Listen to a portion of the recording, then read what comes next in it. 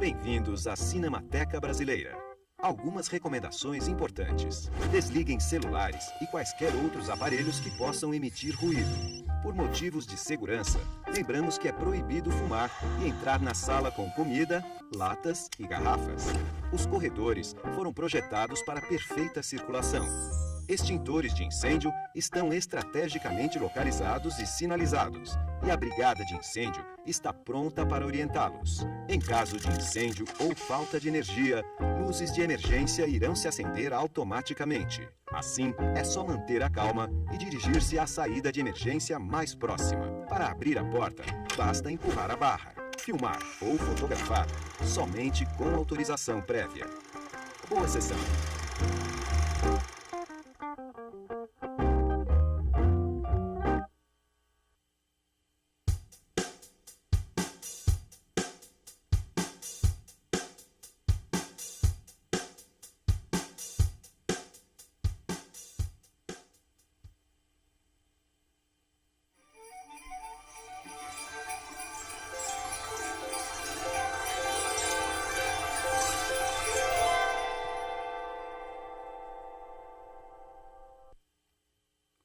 Bom, gente, começar mais uma mesa. Peço desculpa ler tudo de novo, mas tem gente que chegou agora.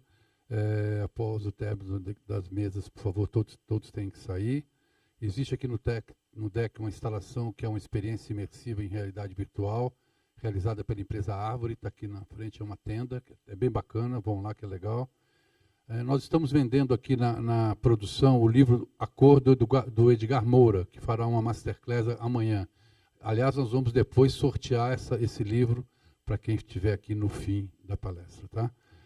A Lumatec, que é a nossa parceira aqui da frente, vai sortear essa mochila aqui, que é bem bacana, que é da National Geographic. Eles vão sortear no último dia, basta ir lá preencher uma ficha com telefone, nome, endereço, e no último dia a gente sorteia e avisa quem ganhou. A VAV, que é a vitrine do audiovisual, portal que faz a ligação entre os profissionais com as empresas produtoras, em parceria com a Prodview, tem um totem lá na sala Petrobras, e onde a gente pode se cadastrar, os profissionais podem se cadastrar gratuitamente para fazer parte dessa vitrine. Tá? A Bucareste Ateliê de Cinema, que é a nossa parceira, está dando um brinde por dia, e no final do evento vai dar um módulo do curso de direção de fotografia ministrado pelo Alziro Barbosa, que é um diretor de fotografia aqui da ABC. Para participar é só tirar uma foto, colocar no Instagram, marcar a ABCine, Cinemateca e a própria Bucareste. Eu vou passar a palavra para o Bruno Massal, o diretor de fotografia, que é executivo de contas da Canon. Tá bom? Ele que vai tocar isso. Obrigado. Boa tarde, pessoal. Boa tarde, tudo bem com vocês? Primeiro, agradecer aqui, né, a presença de todos vocês. É importantíssimo para a Canon estar aqui mais um ano, né, e esperamos que continuemos, né, por mais uns bons anos aí.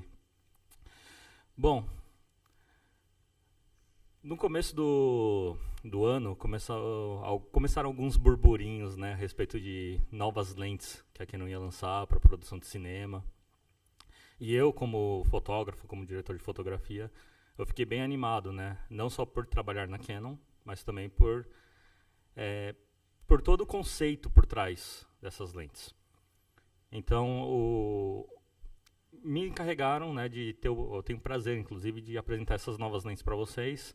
Quem passou já no stand já deve ter visto. Pode colocar a apresentação, por favor?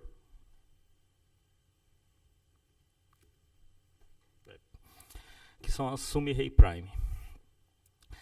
Bom, essas lentes, né, elas têm um conceito um pouco diferente do que a gente está acostumado, né, especialmente nessa era digital, que muito se fala de nitidez, de perfeição ótica, e essa lente vai um pouco na contramão disso. Não no sentido negativo, mas é um sentido bem positivo, especialmente para vocês que trabalham com produções cinematográficas. Então, começando aqui, vocês conhecem a Canon, né, há algum tempo. Quem aqui já utilizou ou tem uma câmera, uma lente da Canon? Praticamente todo mundo aqui. E, bom, a Canon é uma empresa japonesa. A história dela começou lá pela década de 30, né, com câmeras fotográficas 35mm. E também passou, obviamente, para a parte ótica. Não só a parte ótica é tão importante para a empresa, né, questão de lentes de broadcast, mas também para lentes de cinema. E na década de 70, já começou toda a questão de a produção de uma lente para cinematografia, que foi o caso das K35.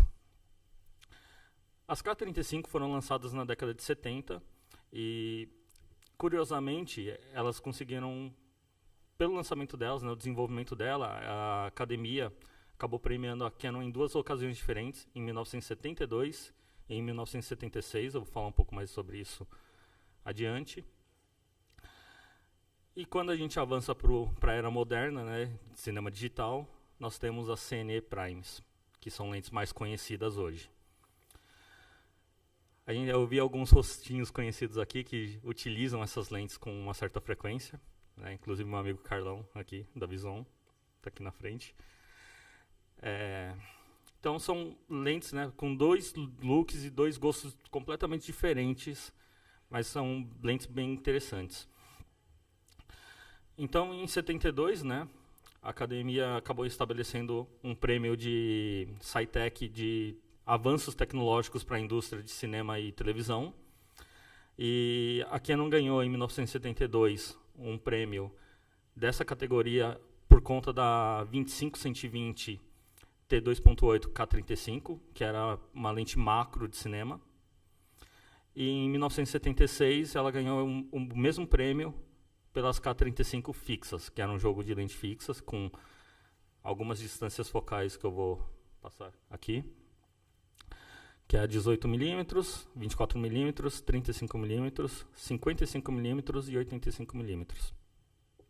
Então era um jogo composto por 5 lentes. E todas elas, como vocês podem ver, têm aberturas hiper rápidas. A ideia desse jogo era competir com um outro jogo que o pessoal gosta bastante de lentes, de um concorrente que também está aí, né? Não vou falar quem que é. Mas pode ver que a competição desde a década de 70 já acontecia. E originalmente o bocal dela não era PL, né?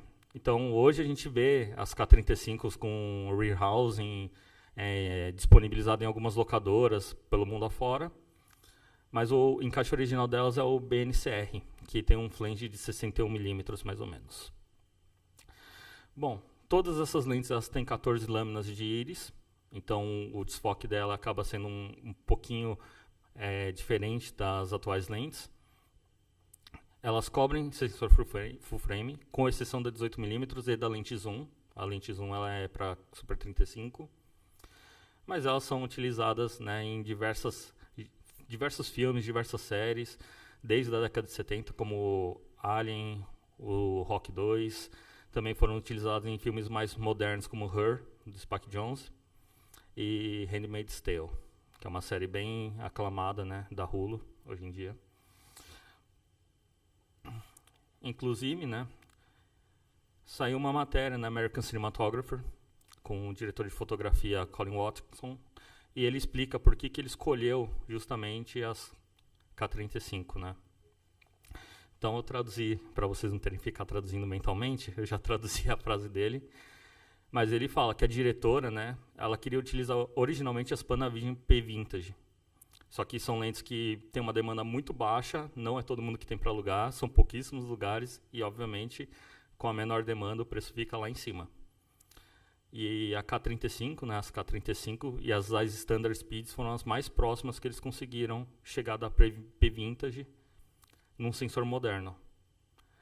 E aí ele fala, né, a estética é maravilhosa, só que não tem resolução. Querendo ou não, são lentes da década de 70. Então você tem uma estética completamente diferente, né, muito mais agradável, muito mais bonita, só que a resolução não bate, você não consegue gravar em 4K, você vai ter defeitos óticos. Voltando para a era moderna, né? Em 2012 a Canon lançou a linha de cinema EOS, com todas as câmeras, né, que vocês já devem conhecer, C500, C300, C300 Mark II. E também anunciou o kit de Cinema Prime, novo, né? Esse kit de Cinema Prime, ele já é um pouquinho mais, não no sentido de moderno apenas em questão ótica, né? Ele já é baseado em ótica mais moderna de lentes, então ele é baseado nas lentes da série L, fotográficas, só que com um coating diferente para garantir um alcance dinâmico um pouco melhor na hora da captura, e também com um housing de cinema, né? Então você tem todas as lentes de 14 a 135 mm com o mesmo diâmetro de boca, o mesmo tamanho, né? Então você tem tudo isso num set de lentes moderno, que hoje conta com 7 lentes. A gente anunciou a 20 mm na NAB do ano passado. E essas lentes já foram utilizadas em vários filmes, né? Vingadores, da Marvel, Need for Speed, Homeland, Altered Carbon, da Netflix. E aqui no Brasil, né, a gente tem a série Conselho Tutelar, 2014, então apenas 2 anos depois das lentes terem sido lançadas, já tinha sido utilizada em uma produção brasileira, que é uma parceria da Vison com a Record. E O Galã, que é um filme que o Lúcio Codato, que é da Abessini, foi o fotógrafo, né, o diretor de fotografia, que estreou esse ano, em março desse ano. E claro, né, estou pulando ali o final. Free Solo, o documentário vencedor do Oscar esse ano dessa categoria, também foi rodado com essas lentes, além das nossas lentes zooms. Então, a ideia do kit moderno não é apenas ter um kit de lentes hiper rápidas, mas também ele bater em termos de cor e consistência, né, de operação com as nossas lentes zoom, né, a 30-300, 30-105, a 17-120, que são todas lentes que auxiliam muito diferentes tipos de produções. Aí aqui, só para mostrar para vocês, isso aqui é um still que eu fiz para apresentação com a Cine Prime 50mm. Aqui ela estava totalmente aberta, em uma câmera full frame, e vocês conseguem reparar que é uma lente nítida, é extremamente nítida. Óbvio que se você parar e falar assim, pô, eu consigo uma estética parecida com uma lente fotográfica, a gente não vai mentir e falar que não é, porque são muito próximas. A ótica da lente fotográfica, né, da 50mm da série L e da 50mm de cinema, elas são muito parecidas em termos de qualidade, né, de você passar a ter uma produção. O que vai facilitar na produção, no caso da lente Cine, é o manuseio dela e a operabilidade dela.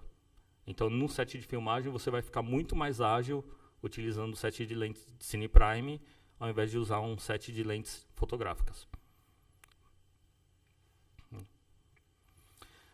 Aqui eu tenho um comparativo, eu dei um crop na imagem, né? Ela na verdade estava em formato paisagem, mas só para vocês verem a diferença, que é quase que nula, né?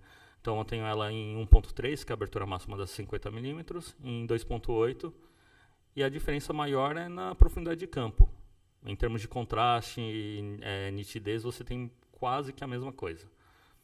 Então, isso é um ponto bem interessante que vai levar, que vocês vão entender o que levou a essa criação dessa nova linha de lentes, né?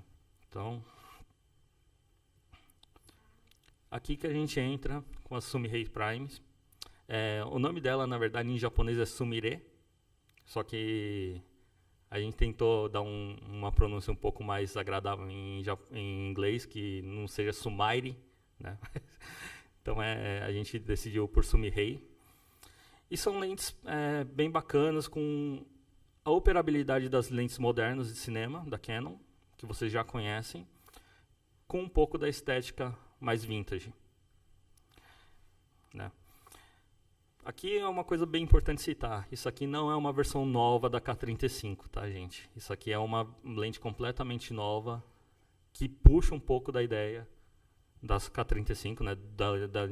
Da imagem mais vintage mesmo, mais agradável esteticamente falando, mais cinematográfica. Então, esse kit inteiro, né, ele foi desenvolvido em Utsunomiya, que é o coração do desenvolvimento óptico da Canon no Japão. E o start mesmo foi, a gente tem que ter uma lente, né, a indústria está pedindo uma lente, tanto de televisão quanto de cinema, que tenha uma imagem mais agradável para você fazer produções com pessoas, né, com atores, documentários, com tons de pele, mas ao mesmo tempo seja uma ótica que tenha uma resolução maior, 4K, né, hoje em dia que é o padrão de cinema, além de uma estética mais agradável, um pouco mais vintage. Então, como um overview geral aqui, o bocal dessa lente, né, justamente para atender essa demanda de produções mais high-end, é originalmente PL.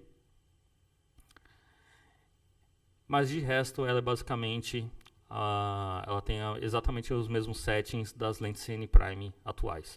Então você tem uma lâmina de 11 íris, né, uma íris de 11 lâminas. Você tem a posição, né, de engrenagem e diâmetro da lente são iguais por toda a extensão da série. Números em display, né, são T. O balanço de cor e o ângulo de rotação de foco também é consistente por toda a série. E é tão... não vou falar que é um Ctrl-C, Ctrl-V da lente antiga, mas as engrenagens estão exatamente no mesmo lugar. Então, se você tiver uma produção que você quer ter 2 looks distintos sem ficar se preocupando com os acessórios que você está alugando, você consegue utilizar a CN Prime com a Sumihei Prime e utilizar os mesmos acessórios, e facilita muito a troca de lentes na produção. Então você tem um controle de íris e um controle de foco exatamente no mesmo lugar. Bom, essa lente aqui, a gente chegou, foi na quarta-feira, né, ontem, chegou as 2 unidades que a gente tem aqui no stand para demonstração, mas não foi a primeira vez que elas estavam aqui no Brasil. Em julho do ano passado, a gente recebeu um protótipo dessa lente, que foi testado por alguns clientes-chave, eu não posso abrir quem que foram, mas foram utilizados com a C700 full frame, e o resultado também eu não posso mostrar, infelizmente, mas a gente teve um feedback bem legal que ajudou na versão final da lente. Mas aqui, né, você tem a operacionalidade da lente em si, né, que o matebox dela é 114, ela tem um ângulo de rotação de foco de 300 graus, o anel de íris tem marcações precisas em ambos os lados, então você tem a indicação de abertura e de foco em tanto o lado esquerdo quanto o lado direito da lente, né? E as engrenagens são localizadas nos mesmos lugares para vocês facilitar a produção, né? Na hora de trocar uma lente, para mudar o plano, você consegue fazer de forma rápida. E aqui é uma foto dela de lado, com as mesmas indicações, para vocês verem que... Quem já utilizou a CN Prime aqui? Então, a experiência é basicamente a mesma. Em termos de rotação, de localização das engrenagens, é bem parecido. O que muda mesmo é a imagem que ela gera, que é bem diferente.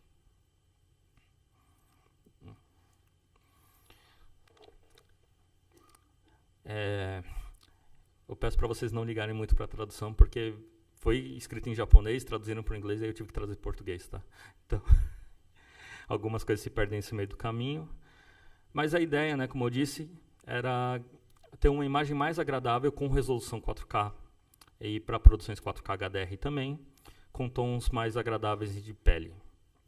Então a gente tem uma consistência de cor, né, por todas as 7 lentes, que vão de 14 a 135 mm, igual que de Cine Prime, só que com uma imagem um pouco mais suave. Esse take que está aqui, a fotozinha, é de um demo da Canon USA que eles fizeram. A lente está totalmente aberta com objetos, né, tanto antes do assunto focado quanto no fundo. E vocês podem ver que ela tem uma diferença sutil, mas existe uma diferença em relação ao kit Cine Prime. Talvez não dê para ver tão bem aqui, né, na tela grande, mas eu tenho essa imagem maior. Quem quiser ver depois, passa no stand que eu mostro para vocês. mas é uma imagem que ela tem um pouquinho de violeta, né, no geral, no casting dela. E ela tem uma imagem bem mais suave em relação à Cine Prime atual. Então ela tem uma imagem com menos contraste e com menos nitidez. Isso sem perder a resolução 4K. Tá? Então, além disso, a gente também tem um respiro de foco reduzido nela. Então, quando você troca o foco do assunto, os objetos em cena não tendem a mudar de tamanho, né?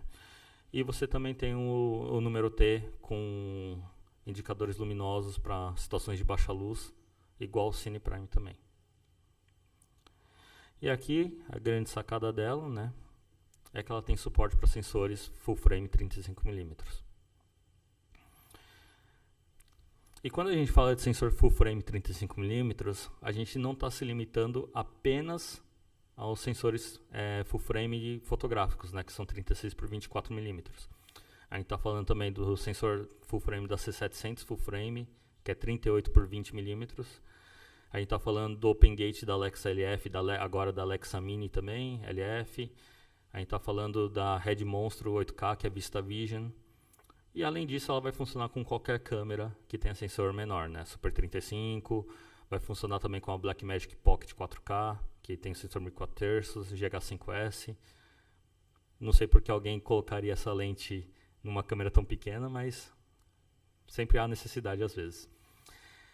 E uma coisa legal é que ela quase cobre, né? Chega a quase cobrir o sensor da Alexa 65. Falta um tiquinho ali, mas eu não sei nem se tem alguma Alexa 65 aqui no Brasil, então...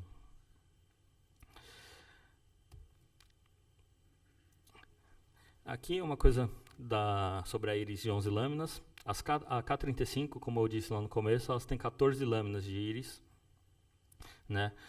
E ela tem um visual distinto da Cine Primes e agora da Sumire Prime também. Por quê? A quantidade de lâminas acaba ditando um pouco como que o ponto de luz é renderizado, né? Os pontos de luz mais fortes são renderizados na imagem. Então, uma íris de 11 lâminas, você acaba tendo uma difração de luz oposta e ela não se sobrepõe. Enquanto num número par, né, de lâminas, você acaba tendo uma sobreposição desses chamados sunbeams ou starbursts.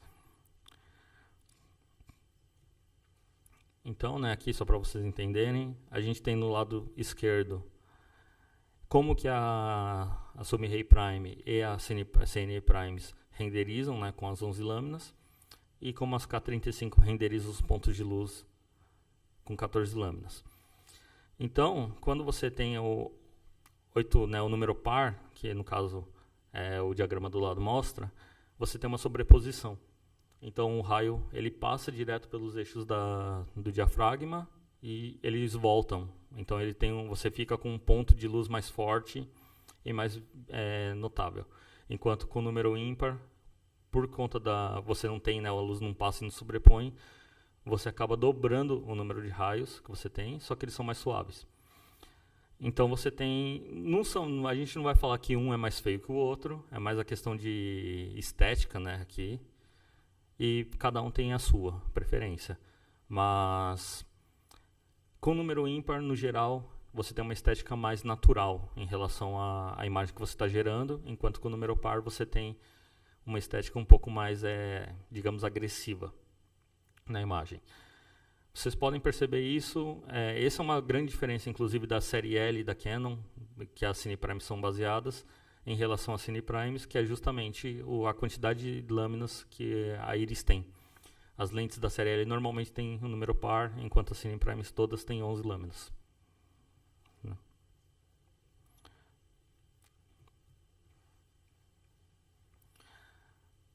Aí aqui a gente tem a confiabilidade, né, e a operabilidade da lente em si, que a gente falou.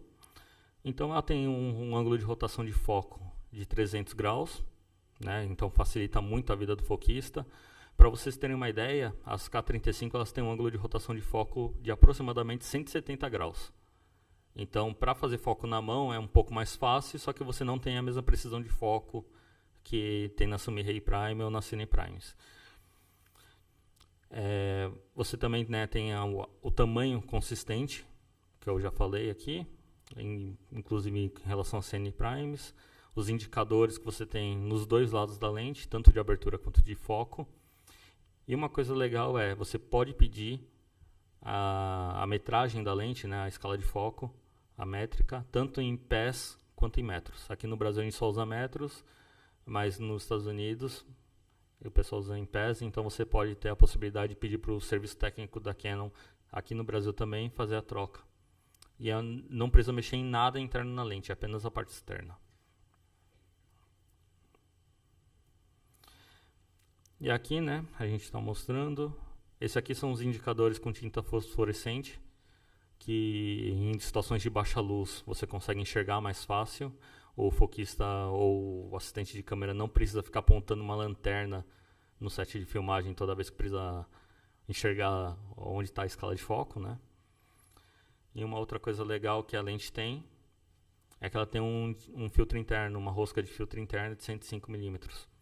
Então, se você tiver, por algum acaso, você não tiver numa operação que você não vai usar mate box ou alguma coisa do tipo, você pode usar filtro de rosca também para cobrir a lente.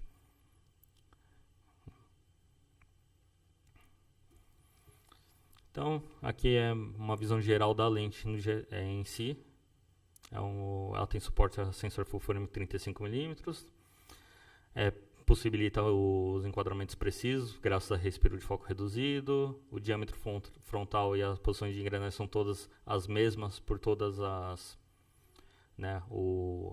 lentes. E ela tem um encaixe PL, né? Então você tem uma série de fatores que vão facilitar a produção, sua produção em relação à utilização de lentes fotográficas. Bom, eu vou passar um vídeo rápido aqui para vocês de um making off da Canon Europa, em que eles utilizaram as lentes Sumihei Prime.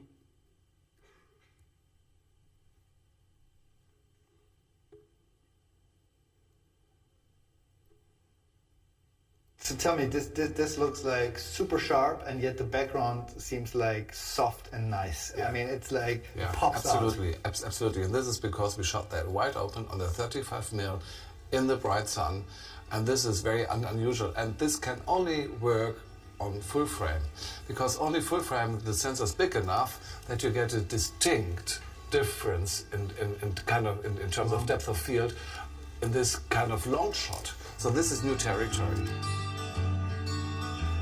They're quite light, actually. Yeah, they're light. Oh wow, they're super light. We have locations that are big change in terms of a incredible dynamic range the lenses must cope with in the FF full frame format. We want to see how their dimensionality is evolving. We want to see how they cope with very hot backgrounds in terms of flare and sharpness. We want to see how they deal with skin tones, especially in terms of cosmetic feel. So this is all, the reason why we set up this project. It's not like that every lens out there renders, because it's saying 35mm focal length on it, it renders equally. So there are lenses which are particularly flat and other lenses which show a distinct feel of 3D, three-dimensionality. We cinematographers and directors love three-dimensionality because it draws us much more into the picture, like for instance flatness, but then there are times when you want flatness. So it's always good to have choices, but the Sumihei primes are especially well suited when you're looking for dimensionality. When you grab a Sumihei prime, you immediately discover that they are very lightweight. Then you feel the build quality, which is, well, I would describe cine professional. Then you will find that I have a open f-stop between 1.3 and 1.5, which is high speed, super speed. Mount-wise, you can mount them on PL, or you can have them interchangeable with an EF mount. So they're prepared for any kind of full format production. 90 degrees, 180 degrees. It's just about, I think it's 300 degrees. we went through the paces with the lenses in a run-and-gun style. So we were really relying on nailing the focus manually while operating the lens and the lens and the camera, and while shooting. So there was no measurement, there was no focus pull. It was all operator handled, and that went well, astonishingly well. And then to add to this, they have a very short distance. So for instance, the 40mm radical wide angle is almost a macro lens.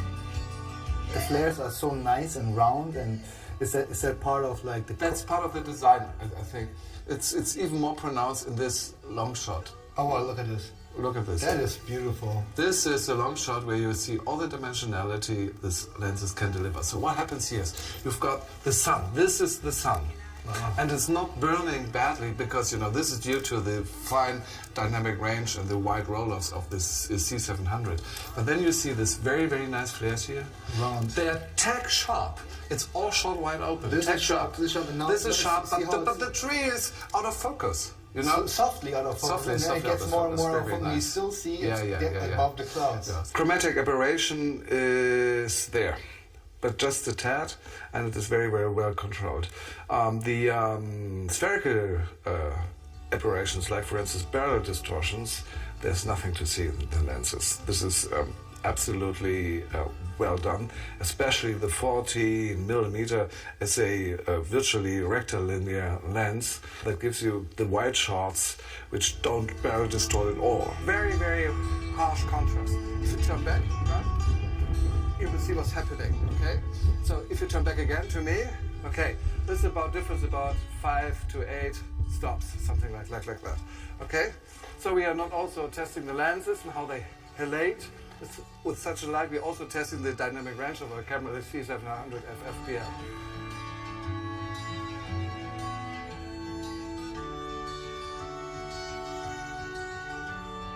With the Sumire primes, they have a very nice round bokeh. This is because the iris is very round shaped, and Canon put a lot of effort into this to create a nice bokeh. Even bokeh lovers, people who really love to shoot all the time bokeh, will have a nice experience. Yes, it's a pity.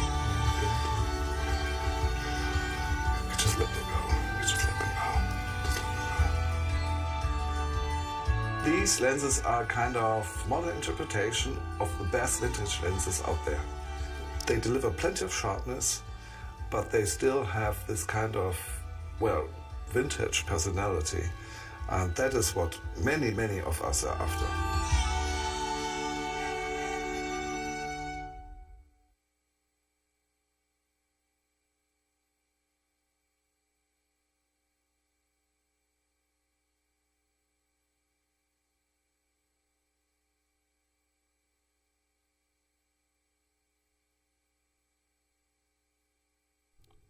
Bom, como estava o inglês de vocês aí?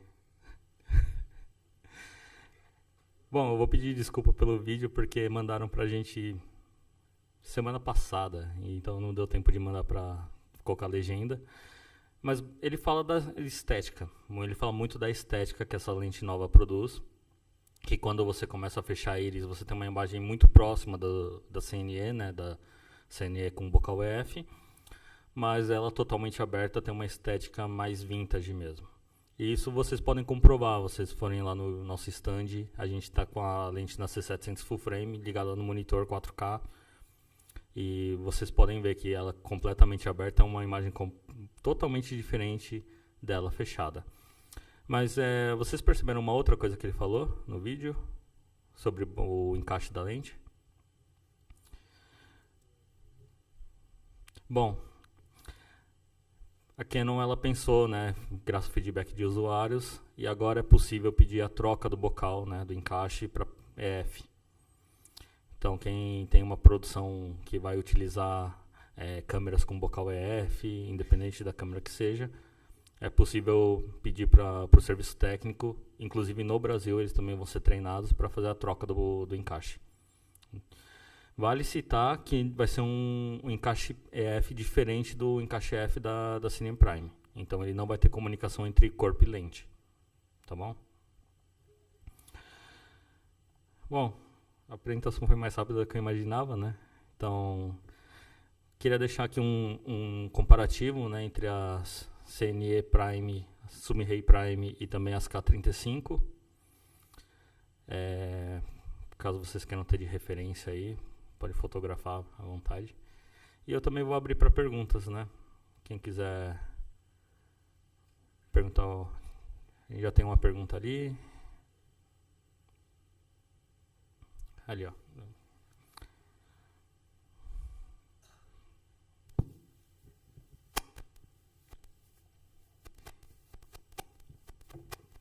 Bruno, boa tarde. Boa tarde. Eu sou Bruno também, Xará. Sobre a troca de bocal, é algo que só vai ocorrer no centro de serviço, dá para fazer no set, ou é pago, a gente fica com a canoa, fica com o bocal antigo, como isso funciona? Então, a gente ainda não tem todos os detalhes, né, sobre isso, mas a única coisa que a gente tem oficial é que a troca tem que ser no centro de serviço da Canon, porque eles precisam fazer a medição para garantir que a lente esteja com o foco correto no infinito. A gente tem conhecimento de outros kits, né, de concorrentes que possibilitam que o usuário faça isso no set de filmagem, só que a gente também tem o feedback de vários assistentes de câmera que odeiam esse tipo de lente. Então, assim, tem a praticidade, mas ao mesmo tempo tem a problemática toda do foco às vezes começar a ficar fora de eixo e acabar mais atrapalhando a produção do que ajudando.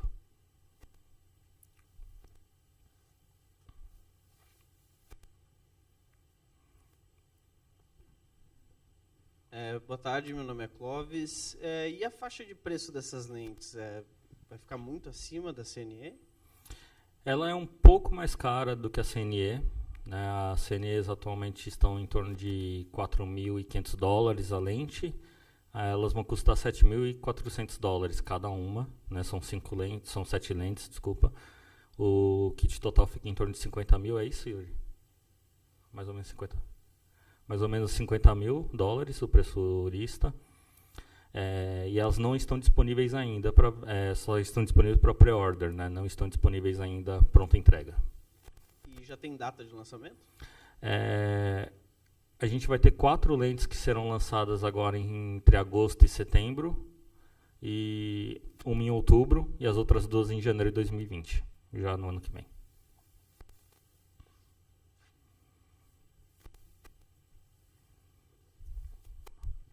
Alguma pergunta?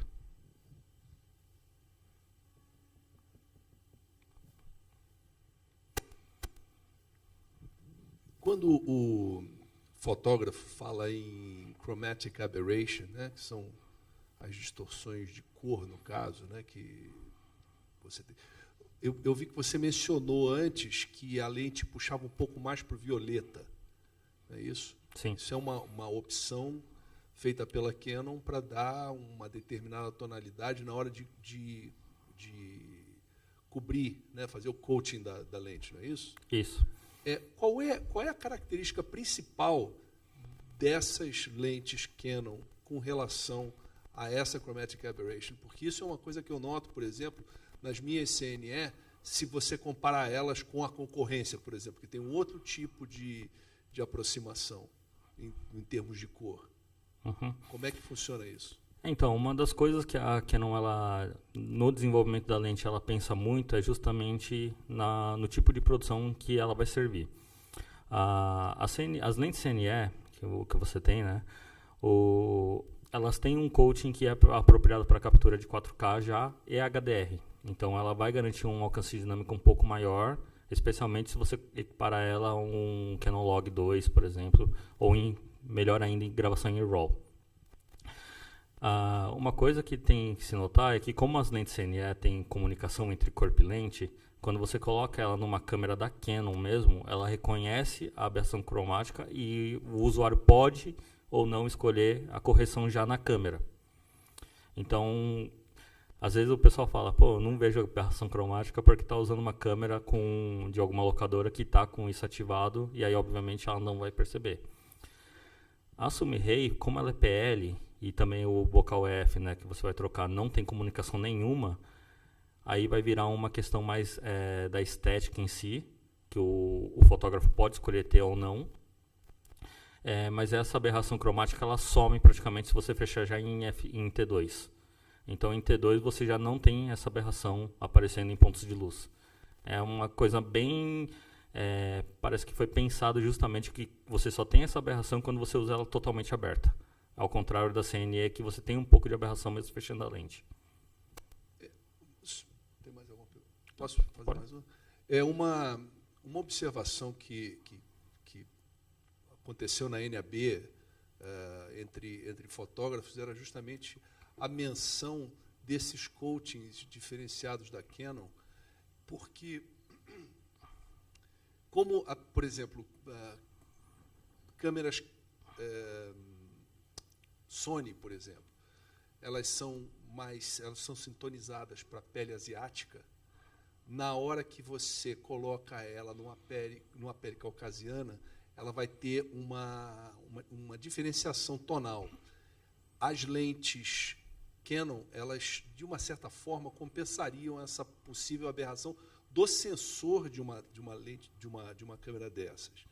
Faz sentido isso? Eu achei um tanto interessante você tentar colorir com uma aberração cromática uma distorção cromática do sensor da câmera.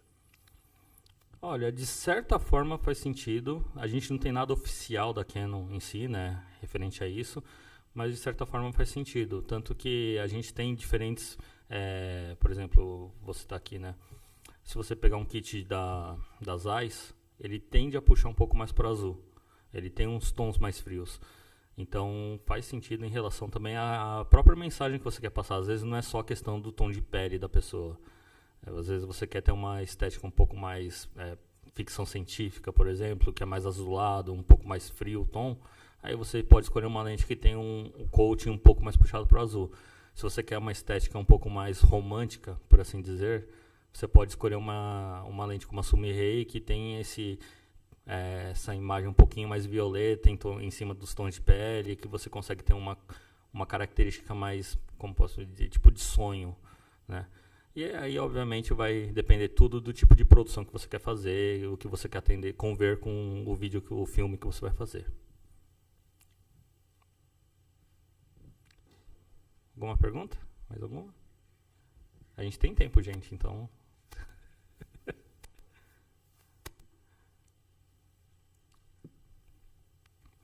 Acho que todo mundo quer ir lá pro stand, né, Valente? Então, gente, é isso. Vou deixar aqui meus contatos, mas eu também vou estar no stand. Quem quiser ir lá bater um papo, eu vou estar lá, o Yuri também vai estar lá. A gente pode tirar as dúvidas, mostrar a lente. E obrigado pela presença de todos.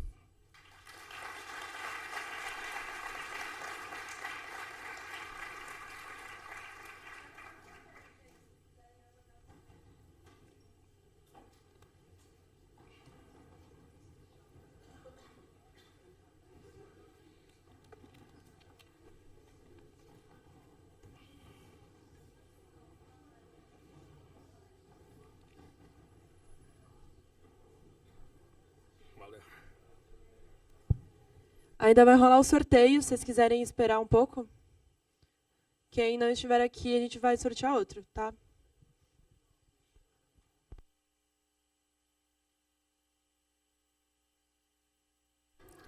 Galera, eu sei que vocês estão ansiosos, mas tem um sorteio aí rolando.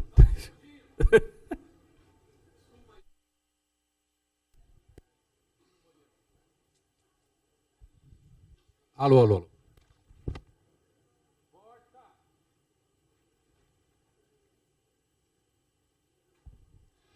Um 193.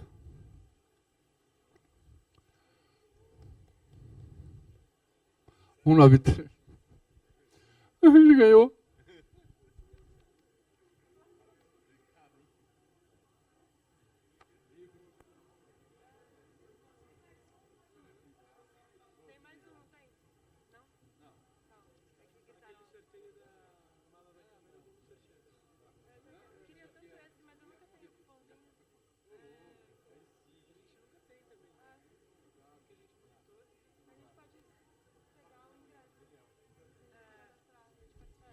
Obrigado, gente. Já foi feito, já ganharam. Podemos deixar a sala. Próxima mesa é Mulheres na Cinematografia, eu acho que esse é o nome, não tenho certeza. Todas precisam sair, por favor.